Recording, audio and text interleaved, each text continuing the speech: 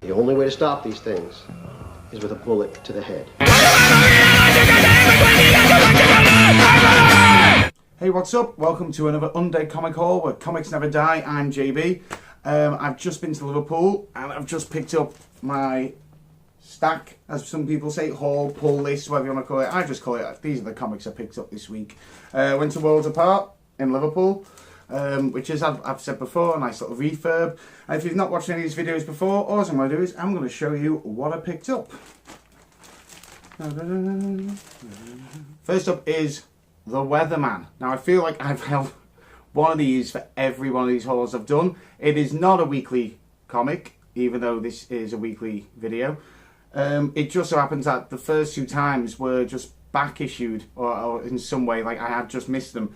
This is fantastic. I love this comic so much. It has such a boring title that I'll allow it because it totally fools you into just like, oh, this will be so middle of the road.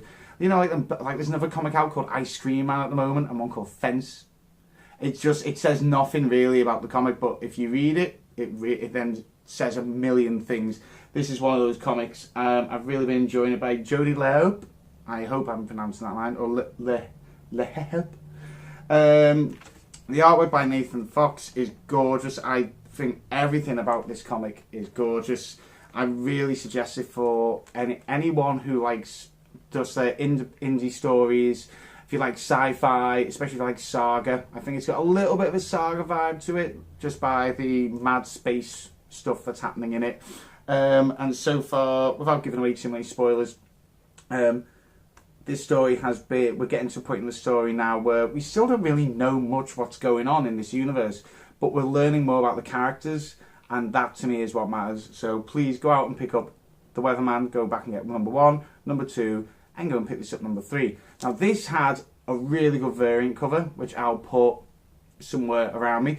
I really wanted that one, but nowhere had it. I checked here, I checked Forbidden Planet, didn't have it. So, lucky for me that when I went to pick up my other two comics, they had awesome artwork like that. So the first one, Dan Slott's Iron Man, or Tony Stark Iron Man number 3 by Dan Slott.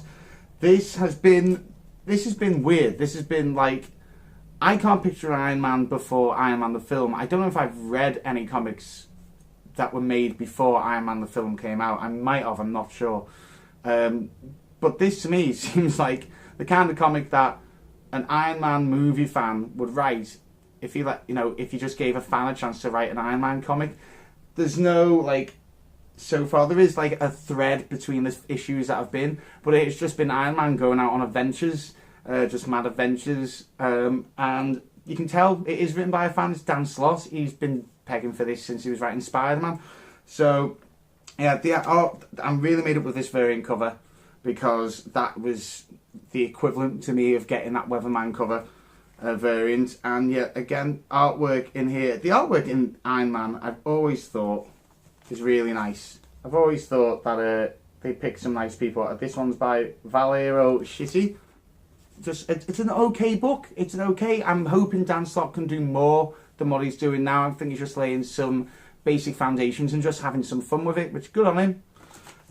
And finally, look at this cover for Thor number 4. Yeah, try saying that with a lisp. Again, look at the cover. That's what I can't get over. I'm so happy that if I couldn't find the Weatherman variant, these have been made up by far for it with all the beautiful colours. So this is by Jason Aaron with artwork by Mike Del Mundo. Again, this has been okay as well. He hasn't got much to work with, Jason Aaron. I think he has been writing the comic, if memory serves, for ages now. He's been in with Thor for years. But he's kind of almost painted himself into a corner because Thor now has one arm. He doesn't have his hammer. He's unworthy, so he's lost a few of his powers as well. But well, he's getting on with it. He's kind of using a little bit of Ragnarok foundations and bricks to make this story by going into Loki. I feel Hela's going to appear any minute now, going off other covers that we've had for other issues. But it's an okay book. Again, I'd still pick it up just because it's fun. I don't think all comics have to be these massive, expansive stories or be these things that bring us to tears. Like, don't get me wrong, the Weatherman has been great, like really great, and it's filling the void at the moment that unfortunately Saga has left, because that's gone on for a year. That's on a hiatus now for a year. But I'm always up for fun. I'd like to think everyone is up for a little bit of fun. So I would pick up Thor number 4 and Tony Stark Iron Man number 3, as well as Weatherman number 3. That is my comic pick of the week. Over on talknerdy.uk.